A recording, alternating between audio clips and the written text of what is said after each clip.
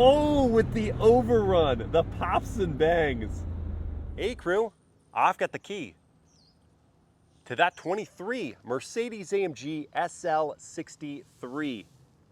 We are gonna take it for a drive, but first, let's check it out how it looks on the inside and outside. The all-new SL is now an AMG exclusive vehicle, so up front we find that Panamericana grille with the vertical slats, a giant tri-star in the middle and another one above it.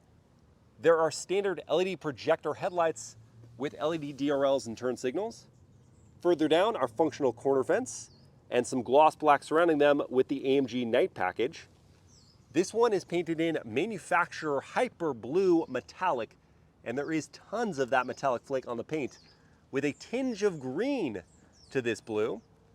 At the side are optional forged alloy matte black wheels in 21-inch sizes wrapped in Michelin Pilot Sport 4S tires, 275 section front and 305s at the rear. Within those wheels are upgraded carbon ceramic brakes with these orangey bronze calipers. There's a V8 bi-turbo badge on the side, plus more gloss black for the lower sills and for the mirror caps, in addition to a black fabric roof. No longer does the SL have the folding hardtop.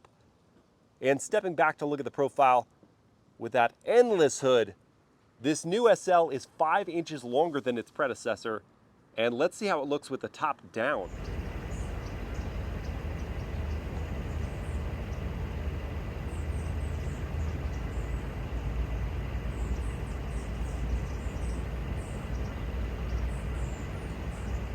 Now we're talking. Like, it looks good with the top up, but top down, it is just a stunner. There's a long deck leading us to the back where we find LED taillights with this intricate arrangement and LED turn signals. There's dark chrome for the AMG lettering, the tri-star, and the SL63 badging.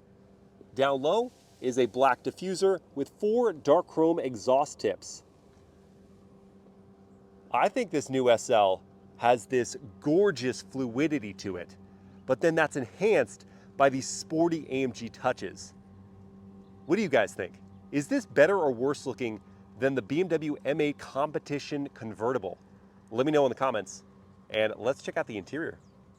Opening up via the deploying door handles that say Mercedes-Benz on them, and looking inside at this saddle brown and black Nappa leather interior with standard front heated, ventilated, and massaging seats that have integrated air scarves that blow warm air onto your neck so you can enjoy the SL top down even on a chilly day.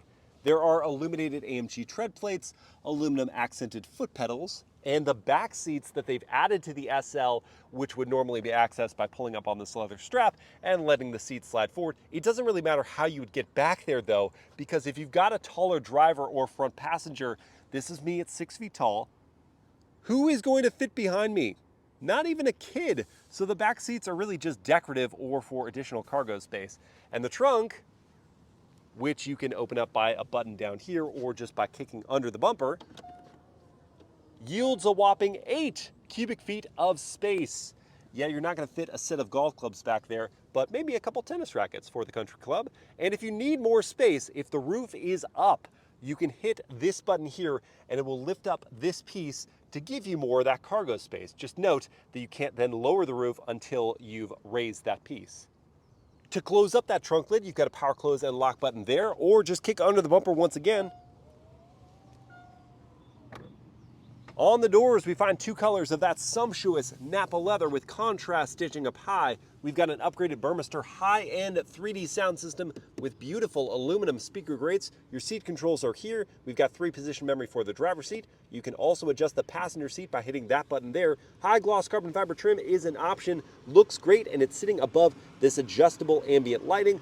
4 one-touch windows, power adjusting and power folding door mirrors are here.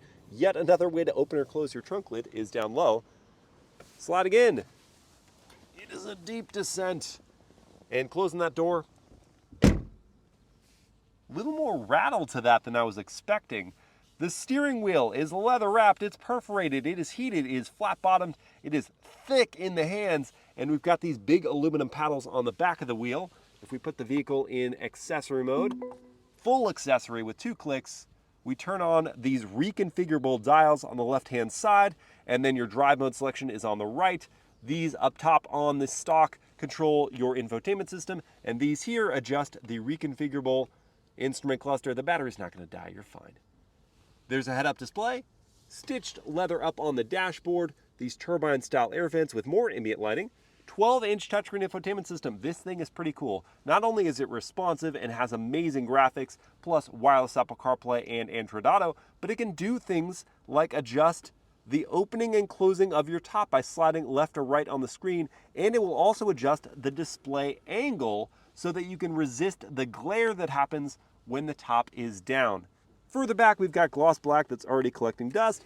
Press these forward to find 2 cup holders, a wireless smartphone charging pad, and 2 USB-C ports. More of that optional high-gloss carbon fiber, a pad to rest your arm on and operate the infotainment system. Under the leather-topped console, we find just a little bit of storage, plus 2 USB-C ports. Visibility, well, when the top is down, it's amazing, and headroom is as well. But you know what? Let's raise up that top and see what we're working with. All right, with the roof raised, we can see visibility is definitely more compromised, but you can see out that back window, and the side windows do help. Plus, there's standard blind spot monitoring with rear cross traffic. The headliner is suede wrapped as an option, but my head isn't hitting it because we've got great headroom. That gets the thumbs up from me. This cabin is sumptuous. It's got amazing technology. Does it feel worth over $200,000 as tested? I'm going to leave that for the drive to decide.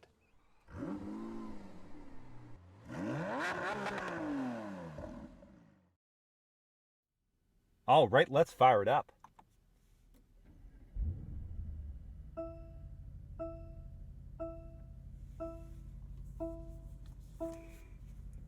Rumbling good time.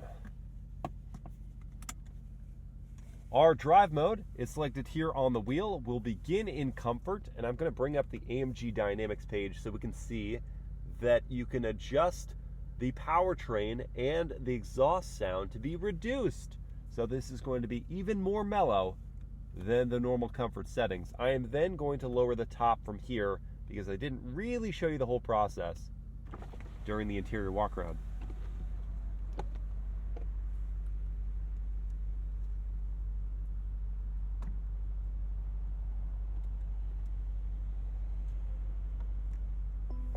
When you get that chime and you see the screen tilts up to reduce glare, then you know we're good to go. And before I back up from this parking space, I've got to just note that it looks like I'm super far away from the end of the space, but that's because the nose of this car is so long that it's for your own benefit that you take an extra margin in the space. Otherwise, you're going to be scraping up that face. Up into reverse, that brings up a high resolution camera system. We got a bird's eye view off to the left, and then a backup angle with trajectory lines. We can also go into the 3D view and work our way around the entire car, which is so very cool. This just doesn't get old. Of course, you've got your front angle view as well. And let's back on out of here.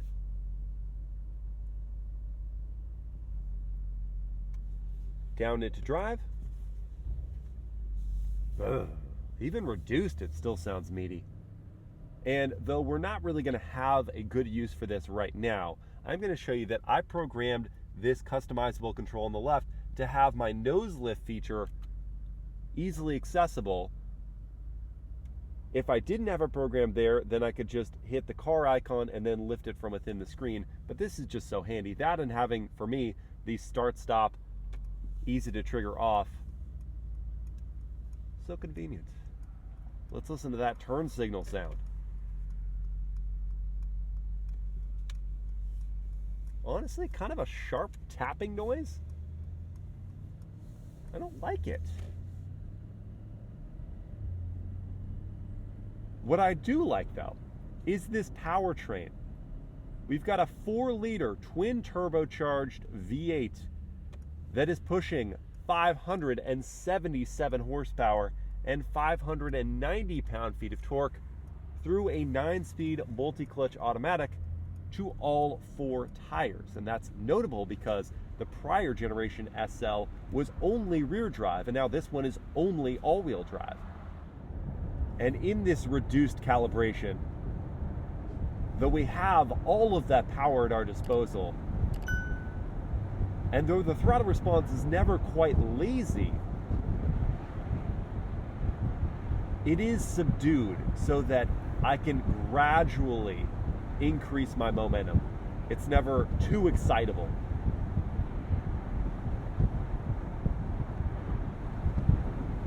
The gear changes in that 9-speed are flawlessly smooth. The wind buffeting that we're experiencing here at these speeds is incredibly modest. Just the faintest little bit of wind rustling by my ears and near the top of my head. That's what you want with an open top. But it's not that flap, flap, flap noise that you can get in some convertibles that makes you not want to have the top down all that often. This is just, it's sublime. I've got the cool air. I've got the air scarf putting warm air on my neck as well. And the seats are holding me snugly in place, buoying me up pleasantly. Got good padding, good shape to them. A lot of adjustability to the seat as well. I can lower it down significantly, which is going to be great for taller drivers. Let's try out the turning radius.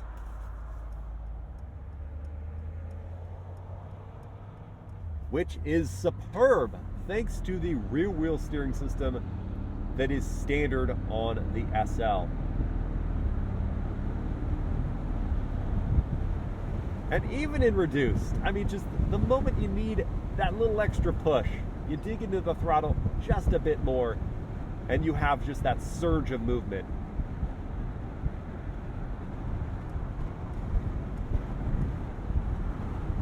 This is a pretty good drive, right? Like, this is a good route. The ride quality, I'm pleased to report, is excellent.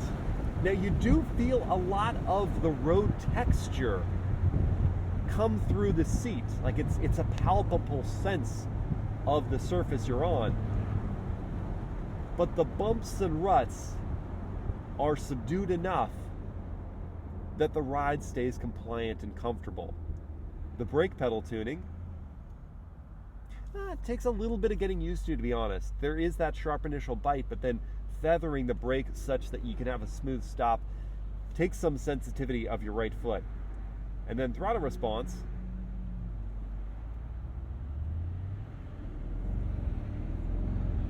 oh, that's just perfect. And now we need to see a little bit of that 577 horsepower in action. So let's do a real world 0 to 60 test next. For that, I've got my race box set up here, and then I'm going to go into the race drive mode. That's going to give me access to launch control. I've also changed up the display to show the Super Sport configuration, which just looks so cool. So from here, I'm going to hold my foot hard on the brake, pin the throttle, and then let it go. Here goes.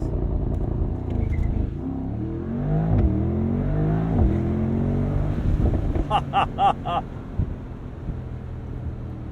3.6 seconds to 60.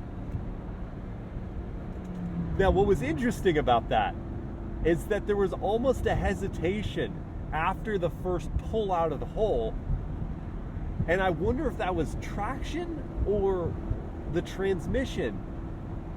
Though the 3.6 seconds to 60 is very, very quick, this car has been seen to go quicker to 60 by independent tests. And I believe it. I wonder if that hesitation was just like a one-time thing. But the all-wheel drive system in that first pull out of the hole did not hesitate. We just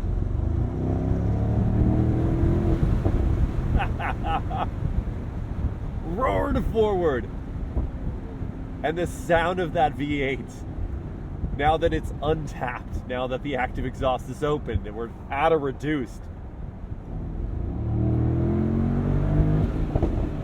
Oh, with the overrun, the pops and bangs.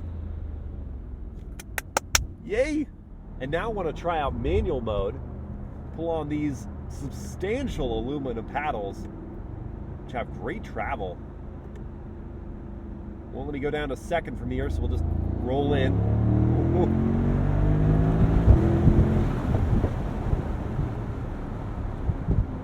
The surge is addicting. Ooh.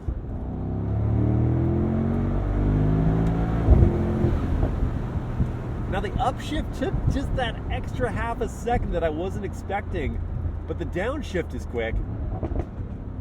Overrun is beautiful. And it just builds speed so rapidly, this car.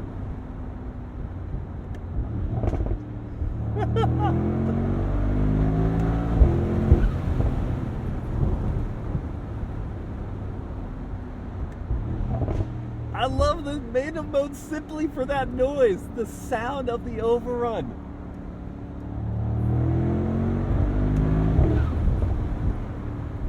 Is that the blow-off noise? Do you hear that? Wait, let me do that again. When I let off, listen.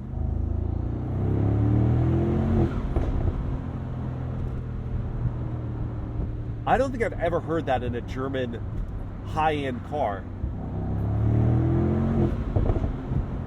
It's there sometimes and then it's not. There it is. That's so cool. If that is actually the blow-off valve, that's amazing. That's like a tuner noise here at a almost, oh, it is $200,000 car. So yeah, my takeaway from the manual mode is the shifts, at least the upshift, may not be as ridiculously quick as a PDK system, but you want to use it simply for the fact that your downshifts elicit this noise.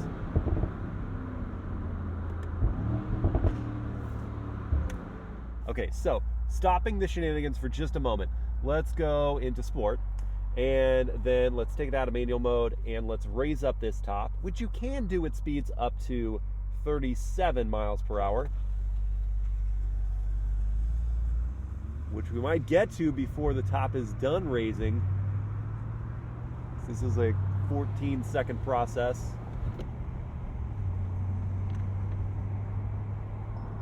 And the chime says we're finished. Now I'm back in race mode, and we're gonna see about the handling and braking, carrying some speed into this curve, clamping on those carbon ceramics. Took a sec, but then we did scrub that speed.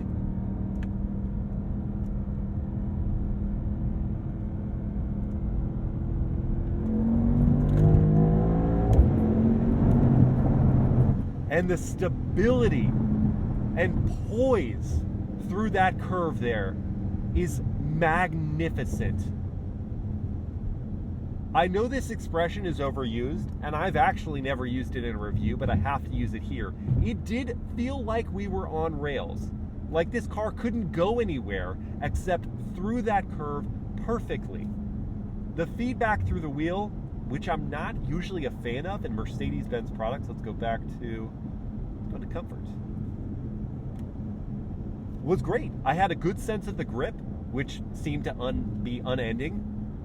I have to critique the braking feel though, because when I clamped on those brakes and I had felt that I had warmed up the carbon ceramics, which do take a little while to warm up, I didn't get a great feedback from the pedal. I pushed hard on them. There was not that initial bite. Felt like we went deeper into the curve than I was expecting before we actually started to scrub speed. But then when they clamped in, we did cut that pace significantly and readily. It was just that the feel of the braking wasn't amazing.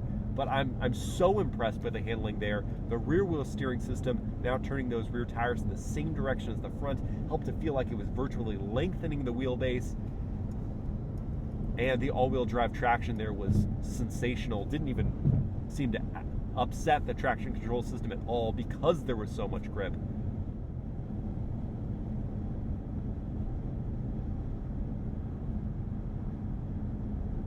cruising at these highway speeds with the top up, even though it is a soft top, not a hard top, which typically has better sound insulation, it's very quiet in here. The only thing we're getting is some wind noise here at the seams of the windows.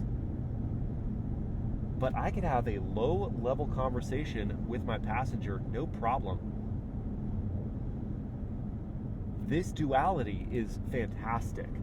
The top-down thrills of the exhaust noise and the comfort and the brush of the wind mixed with this cabin insulation that, granted, we're on a road surface right now that had a lot of tire noise. Now we're kind of easing off it, and the tire noise has been distilled.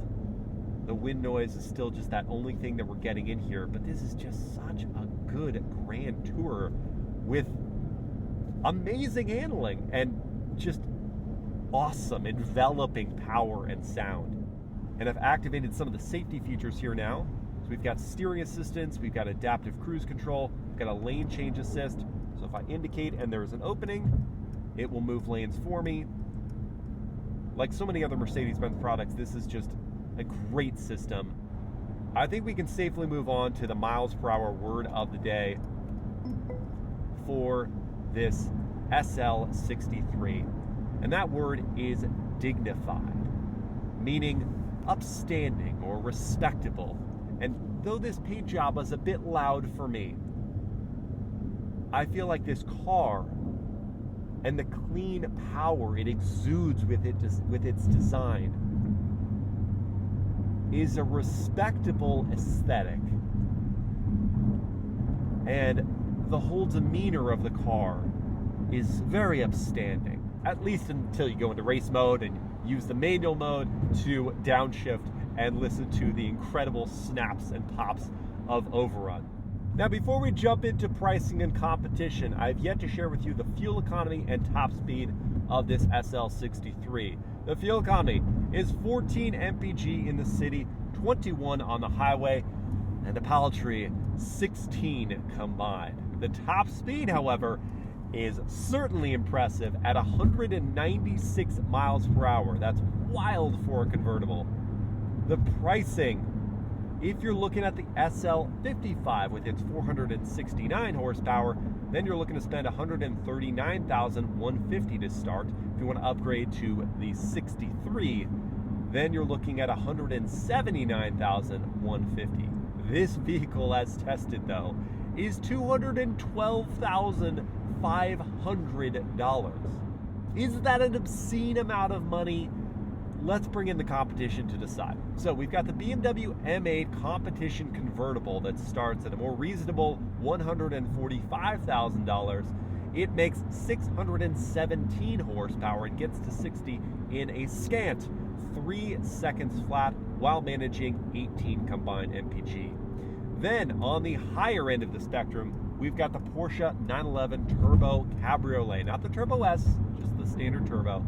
And that one starts at $197,000. It makes 572 horsepower, and it blitzes to 60 in just 2.6 seconds while managing 17 combined MPG. The SL63 is competitive dynamically with those cars. I think that both the M8 and the 911 Turbo have more communication for the driver, but their technology doesn't measure up.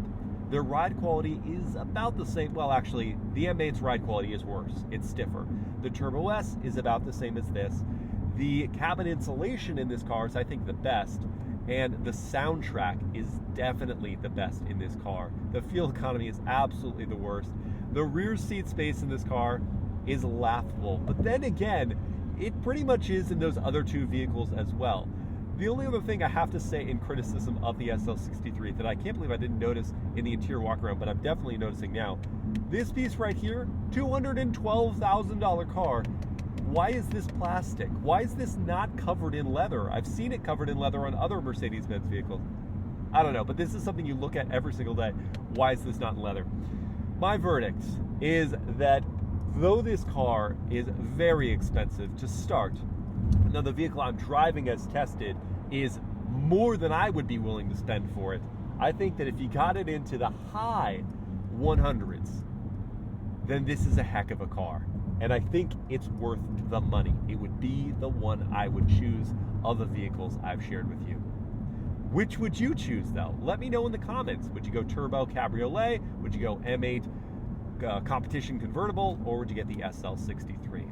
I hope you've enjoyed this POV drive review. If you did, please like, comment, and share the video. Subscribe to the channel. Hit that bell to get notified. And I'll see you next time.